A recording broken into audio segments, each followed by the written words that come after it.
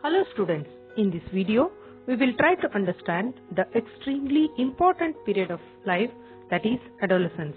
Myself Vijayu Patil, Assistant Professor of Home Science, Government First Grade College, Pujagiri, Ankola, District Uttara Kannada from Karnataka, is here to take you to the journey of the lifespan between puberty and maturity, where you will find yourself. Adolescence means growing up. This stage moves from childhood to a stage of maturity. Undoubtedly, it is the most crucial part of our life. During this phase, a number of changes begin to occur. Means in this period, we make the transition from childhood to adulthood. Let's put our first step into adolescence, the stage of rapid growth as well as development. There will be remarkable changes in all the domains of development like physical, cognitive, social, etc. The individual attain his or her sexual maturity. Growth of all organs is complete by the end of this stage. It is a transitional stage between childhood and adulthood. It is the period which begins in biology and ends in society. The term adolescence comes from a Latin verb which means to grow up or to grow to maturity. A bridge between childhood and adulthood spans from 10 or 11 years to 18 or 20 years. Of course, there will be individual differences. According to WHO, adolescence period extends from 10 years to 19 years. Then, who is an adolescent? Adolescent is a boy or girl who is between 10 to 20 years of age. Adolescence has been divided into three subdivisions or substages. The first one is early adolescence, extends from 10 to 11 years to 13 years. It is referred as puberty. Puberty means the period of rapid physical maturation involving hormonal and bodily changes that takes place primarily in early adolescence. It includes rapid increase in weight and height. The rapid increase in weight and height is often referred as adolescent growth spurt. Maturation of sexual organs occur and reproductive capacity is attained by the individual. Physiological and psychological changes occur and are controlled by hormones. The next substages, that are middle adolescence and late adolescence, which extends from 14 to 16 years and 17 to 18 years respectively. These two stages are the phases of preparations of adulthood. Coming to the developmental tasks for adolescence given by Robert Hevigust. First, we know what are the developmental tasks. It is any of the fundamental physical, social, intellectual and emotional achievements and abilities that must be acquired at each stage of life for normal, healthy development. As because development is largely cumulative, the inability to master developmental tasks at one stage is likely to inhibit development in the later stages. Now we see the developmental tasks for adolescence. The first one is accepting one's physique and using one's body effectively, accepting a masculine or feminine role, developing new relations with the age mates of both sexes, achieving emotional independence from parents and other adults, achieving assurance of economic independence, selecting and preparing for an occupation, desiring and achieving socially responsible behavior, preparing for marriage and family life, acquiring a set of values and an ethical system as a guide to behavior, that is developing an ideology. Let's see development in different domains. First, we look into the physical development. The physical changes that occur during this period are increase in height. Girls grow taller than boys in early adolescence. Both boys and girls reach adult height by the age of 18 or 19 years. Both boys and girls gain rapid weight. In boys, the chest and the shoulder broaden and muscle become stronger. In girls, the pelvic bones, the region below the waistline widens. Both boys and girls obtain the body proportions like adults. As this is a period of sexual maturity, it is important to understand the concepts like primary and secondary sexual characteristics. First we see primary sexual characteristics, the organ which takes part in reproduction and are present from birth in an individual. The primary sexual characteristics both in boys and girls reach their mature size. The maturation of these characteristics will enable the adolescents to gain the power of reproduction. The indication of this is menarche, the first menstrual flow in girls, and spermarche, the first ejaculation of semen in boys, which is considered as physiological change. Some of the primary sexual characteristics present in boys and girls goes like this. In boys, penis, testicles or testis, the duct system, epididymis and the vas deferens, the accessory glands like seminal vesicle and prostate gland. In girls, vulva, vagina, cervix, uterus, fallopian tubes, ovaries, which are there from the birth and attain maturation during adolescence. Coming to the secondary sexual characteristics, the visible changes in the body of an adolescent that develop at the time of puberty, which do not involve in reproduction directly.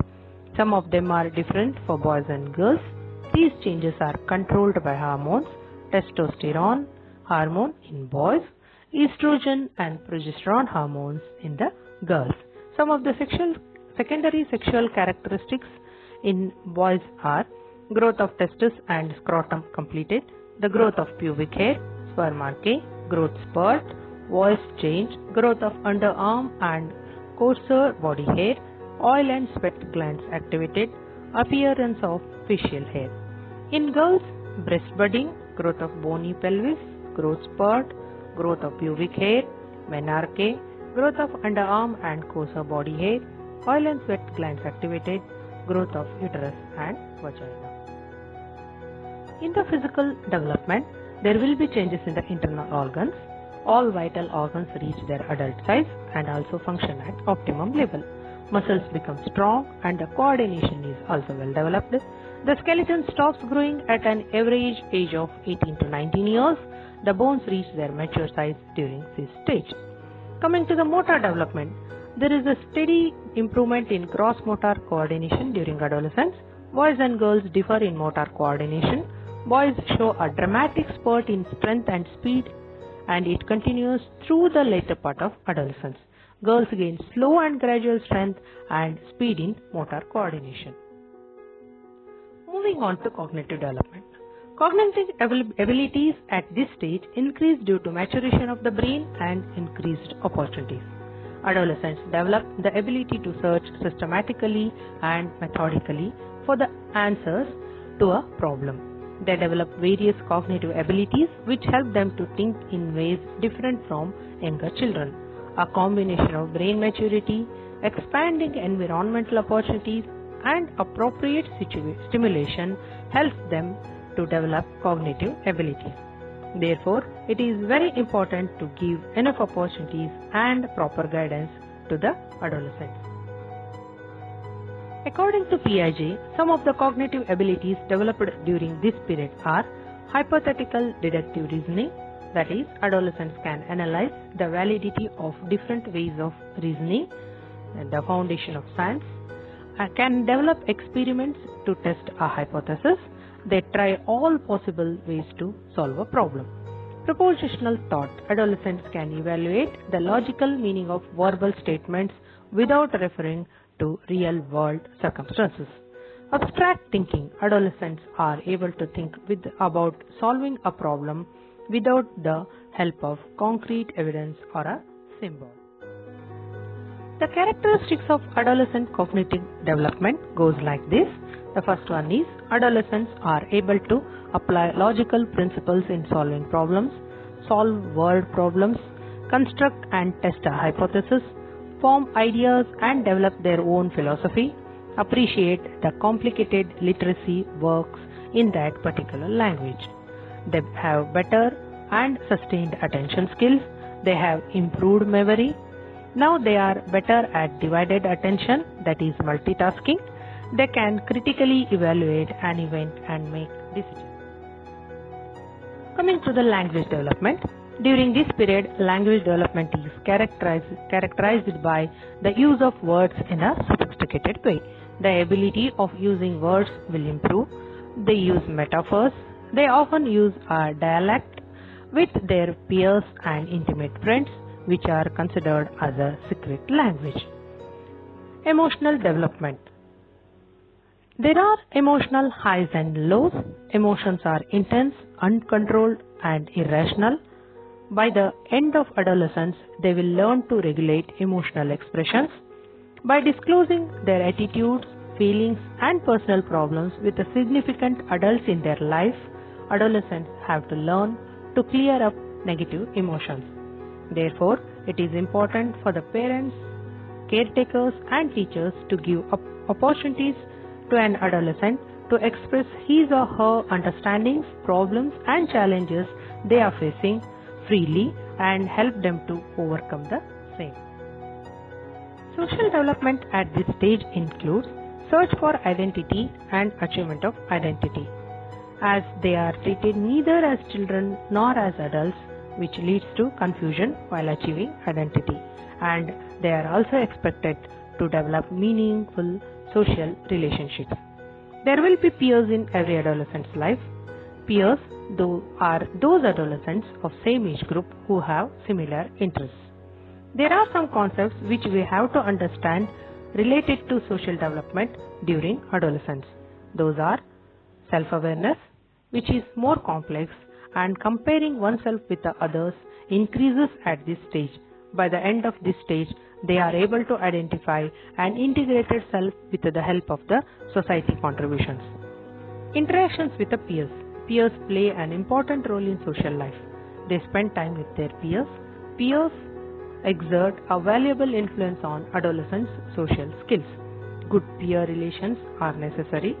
The negative peer influences could affect the normal social development. Coming to the interactions with the parents, increased desire for independence creates conflicts. Parental warmth and acceptance, good parenting, good relationship foster better mental health in adolescence. Family is the chief socializing agent to develop good relationship with the parents. There are some problems which are faced by adolescents, like academic problems, vocational problems, eating disorders like anorexia, social problems, variations in attaining puberty, some bad habits like smoking, drug and alcohol consumption, sexual experimentation, premarital sex, teenage pregnancy, sexual abuse, delinquency, that is breaking legal codes, suicide and depression. If there are problems, then there must be reasons for that. Some of the reasons for adolescent problems goes like this: family problems, desire for independence, increased freedom, continued to receive treatment as children, unrealistic expectations from the parents and caretakers, poor self-awareness, conflict with the parents and peers, interested in opposite sex, disinterested in studies, various distractions like games, mobile games, etc., daydreaming and hero worship, inability to handle challenging situations, increased peer pressure and media influences, etc. Till now, we have understood that there are problems and reasons for them. Now we will see the ways to handle the problems, like taking guidance from parents and relatives, discussing with the teachers, developing good study skills, having a trusting peer relationship, involving in extracurricular activities, involving in hobbies and interests, saying no to negative peer influences, good decision-making skills, seeking the professional help if required, and practicing sexual abstinence. Known for its sexual maturity, the sexuality education is important at this stage. It includes the knowledge about biological, physiological, emotional, and spiritual aspects of human sexuality. It helps to understand the bond between individuals, which is expressed through profound feelings or emotions of love, trust, and caring. The need of sexuality education goes like this. It helps to develop a better body, understand boy or girl relations, sexual attraction, and to cope with newly felt sexual urges and also planned parenthood. It also helps to understand and deal appropriately with the sexual abuse and prevent incidences like sexually transmitted diseases. It also helps to develop a positive attitude towards human sexuality and develop good self-esteem and self-confidence, which is very important. Thus, better understanding of this stage by parents and adolescents themselves can certainly help to cross this stage smoothly and successfully. In next slides, there are questions and answers related to this topic. Go through carefully and make use of it.